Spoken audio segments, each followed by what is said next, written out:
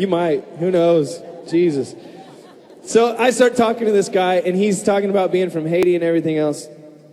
And he said, what are you here doing? And I said, I'm just here loving Jesus. And he's driving, and he goes, not the rearview mirror, over his shoulder, and he looks back. I said, do you know Jesus? And he goes, I know of Jesus.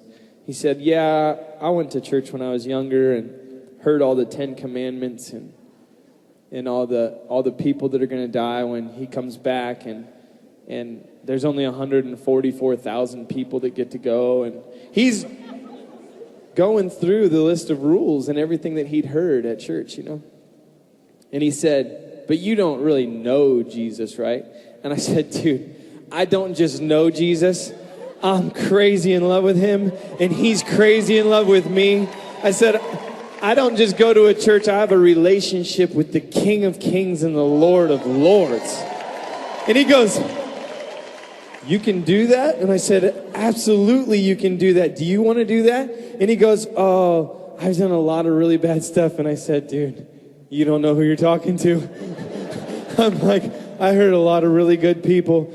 I hurt my family. I hurt myself. I said, I tried to hurt God. I said, I spent a long time doing a lot of really bad stuff. And I met Jesus once.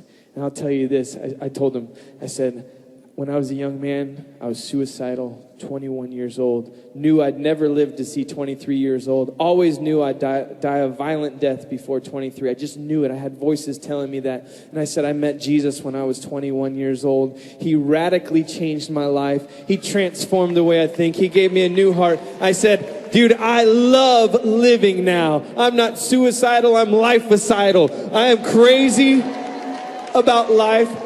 I'm married, I got 3 beautiful kids, and I get to travel the world and preach the gospel and raise up a generation of radicals that are going to see worldwide revival. And he's like,